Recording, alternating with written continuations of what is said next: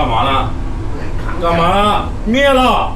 不在家是為了給你帶來更精彩的故事。Hello， 大家好，我是佳佳。上一集我在蘇州因為打賭輸掉，於是獲得了一張街邊總統套房的住宿券。今天這部影片就是要跟你們講我流落街頭後，半夜一個人去搭臥鋪火車的故事。中國的臥鋪火車裡面長什麼樣子呢？我一個人到北京又會發生什麼樣的事故事呢？哎呦我去！好的，手上的零食先準備好，我們要開始今天的影片嘍。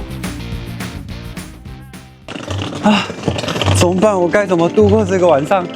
實話說，我從來沒有過無家可歸的經驗，所以我決定要參考前輩們的意見，到火車站去過夜。嘿嘿，想不到吧？我雖然不能回家睡覺，但我可以去睡火車站啊。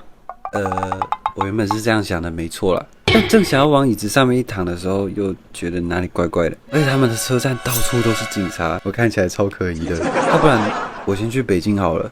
於是我就在網絡上買了一張去北京的車票，11個小時的車程，正好適合我來開箱臥鋪火車。哇，老實說，我既興奮，但是又很緊張，因為我們台灣沒有這種車，我不知道去睡了以後會發生什麼問題，有可能會很吵，有可能會很髒或什麼的，我不知道，但是我還是很興奮。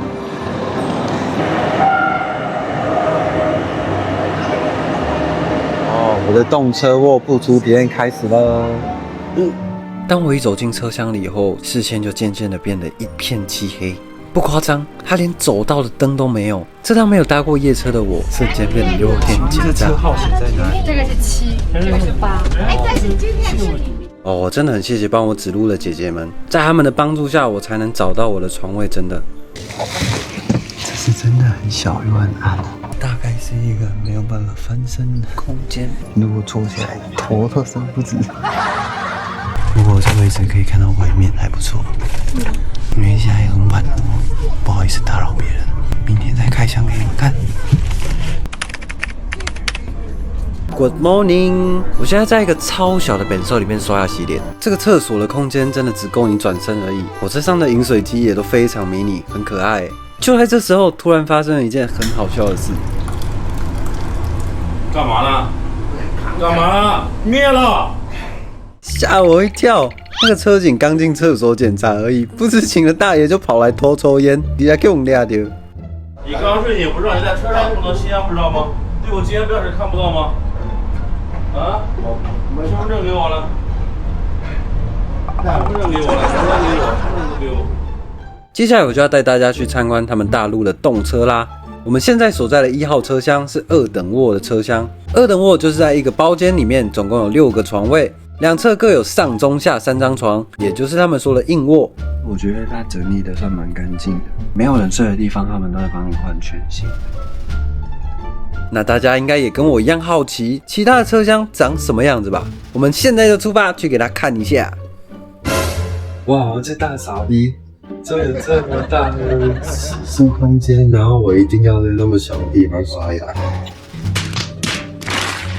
接着我們來到2號車廂，這裡也是2等臥，然後跟3號車廂的連接處也有一個大大的洗漱空間。接下來從第3到第6車廂也都是2等臥，沒什麼特別的。一直到了第7車廂，這裡突然出現了火車座位。他們的火車好像比較寬，所以是一邊3座，一邊2座，中間還有這種面對面的座位，夭壽。如果讓我這個 I 人來跟陌生人面對面坐11個小時，我真的會瘋掉。接下來的2個車廂也都是座位的位置，一直到第10車廂的連接處，突然出現了一個吧台。他們這邊也太讓人羨慕了吧！走進了第10車廂以後，會發現這裡突然變得好安靜，而且包間竟然有門了呢。你可以看到包間裡的床數從6張變成只剩4張，床墊好像也有變得比較厚一點。哦，原來是我們來到了1等臥的車廂了啦。我們接着往前走，來看看他們的廁所是不是也吊打我們那裡。好吧，廁所竟然跟2等座一樣寒酸，我覺得其實可以再做好一點吶，畢竟這裡是1等座對吧？又過了4個車廂，我們就到底啦，但我也徹底引起了車警的注意啦。好險，我遇到的是一個親切的車警，听到我從台灣來的，也跟我聊了很多。改天可以體驗一下1等臥。好。 2等臥其實也沒有那麼沒人權啊。早餐時間到，也是有服務員推着車來賣食物。好啦，開箱大概就是這樣。那你們會想要來體驗看看臥鋪火車嗎？北京南站到了，我們到北京啦！這就是我昨天坐了1個晚上的臥鋪火車。老實說，這個臥鋪火車的體驗真的還不錯，比我想象中的乾淨，比我想象中的安靜。雖然空間有點小，但是備品什麼它也都是給你新的，很有誠意。然後我就這樣搖搖晃晃了11個鐘頭，來到了北京。OK， 我們今天的第一個景點是特級特早市，它是王祖藍夫婦有去開箱過的早市，在北京還算蠻有代表性的，所以我們現在來搭地鐵。從出口出来，我就感覺整個北京的車站好大哦。雖然呢，他們這邊很大，可是按照那個指示，還是都可以找到入口。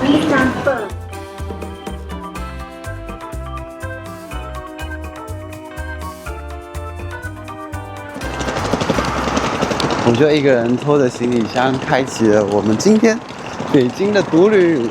今天是9月2號，然後到9月4號這段期間，就是他們非常重要的閱兵，很多路段呢都是封起來的，不能走的。我们现在要來過這個北京的人行道，因為今天可能他們那個大港閱兵有關係，所以他們車輛的數量有限制。嘿嘿，不用紅綠燈也可以順利入關。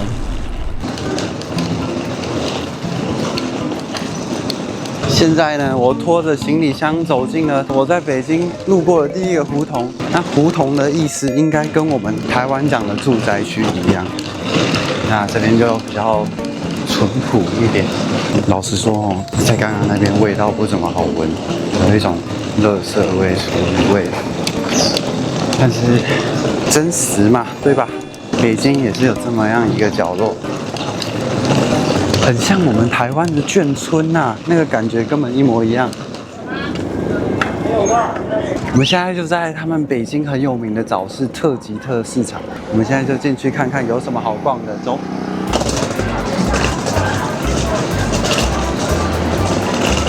今天好好拍一拍啊！我说大爷们，你都看了，你看没看？你得说话说，真棒哎！看多好。一会儿这3个，还有5个的，好像。他这一共200多艘呢。是吧？啊，这有3个。他們說這個大港閱兵派出了200多艘飛機在天空飛啊！哇！常聽別人說逛市場是了解一個地方最快的方式，那我們就來看看真實的北京人生活吧。他們這邊連菜市場都是掃碼支付的。後面這邊有賣衣服百貨、日用品百貨、日用百貨的。他們這邊的寢具叫做床上用品，我還以為是賣什麼怪怪的東西。好吧，這個市集很明顯不是給觀光客來逛的，東西都有點太日常了。那我們就找間道地的北京早點來填飽肚子吧。只有這家有座位，所以我們試看看。大哥，如果我第一次來北京，有沒有推薦我吃什麼？到這兒可以嘗試一下豆汁哦。我靠！一上來就要推薦我喝豆汁是嗎？豆漿一般咱都能喝，豆汁兒來北京就是來為了嘗試一下。發酵的一般人都喝不了。這個我怕我喝不完，那喝豆漿就好了。對，好，那你就喝豆漿。啊，謝謝老闆娘這麼熱情的推薦我喝豆汁。我知道來北京是一定要試看看豆汁的，但這麼重要的體驗，我是肯定要拖着我那幫兄弟一起的啊！先留着。大火上加油餅，加雞蛋，加牛肉，是北京特色。好。這就是我的北京第一餐啦，火燒夾油餅。他們大陸會把食物啊裝在這個超薄的塑膠袋裡面給你，18塊人民幣不到100塊，就吃到這麼大份的早餐，哇！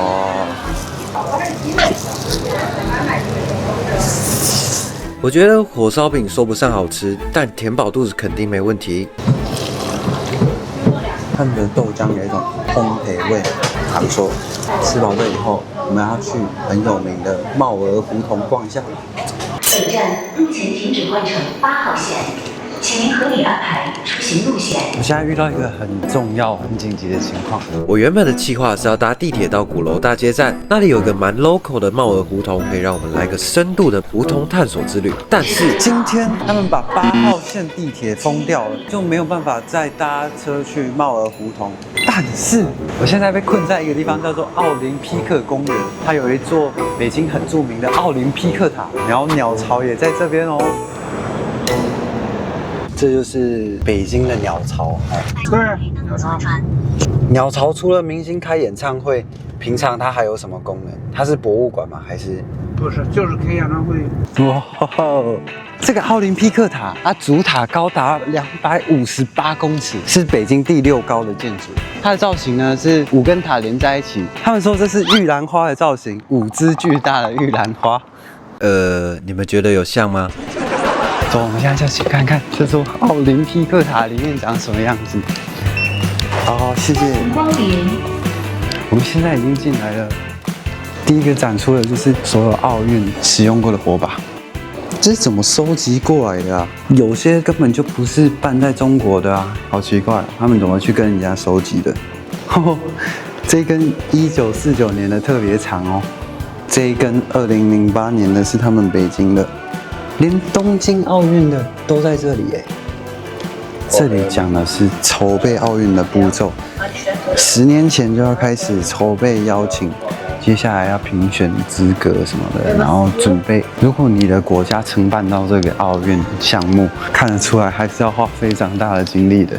嘿，這邊有一個北京2008年的那個奧運講台，他們保留在這裡。你們知道嗎？我以前小時候是打羽毛球的，我以前的夢想啊，就是跟林丹一樣當世界冠軍站在舞台上。但是啊，體育這東西還是很殘酷的，不是說你努力練習就可以，所以。最後因為一些事情，我就放棄了這個成為運動員的夢想。要是沒有來這個博物館，我可能這輩子都沒有機會站上這個頒獎台。好啦，如果你們有來這個奧林匹克塔，你們一定要來站上看這個北京奧運的講台，很特別的體驗。這裡呢，除了有展示奧運過去的用品以外，它還有講奧運的起源故事，反正就是紀念一個曾經雅典的一個信使，然後後來變成一個以運動代表世界和平的一個象徵。奧運那5個大環呢，象徵着用體育來團結這世界的5大洲。這個塔呢，它的賣點就是我們可以到最高的地方俯瞰整個北京。哇！我們現在來到了這個奧林匹克塔的主塔，哇！整個北京就在我的腳下哎，哇，哇，太開心了！哇，你看這個，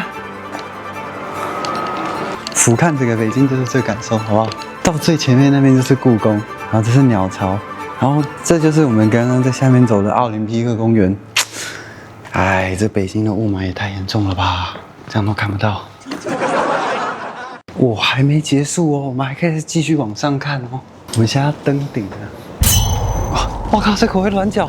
我現在人就在剛剛看上來的這個位置，那你們知道有多恐怖了吧？大哥，這有裂痕呢，確定我可以上去嗎？我靠！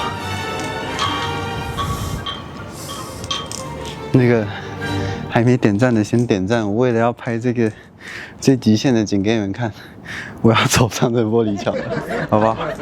我靠！哎呦我去！我靠，這真的太高了！我靠！我不行，我不行，我不行，怎麼辦？我好害怕！天哪！我靠！不是，我現在有點搞不清楚，是我現在很害怕，所以我感覺在晃，還是它真的在晃，你知道嗎？啊 ，SPA。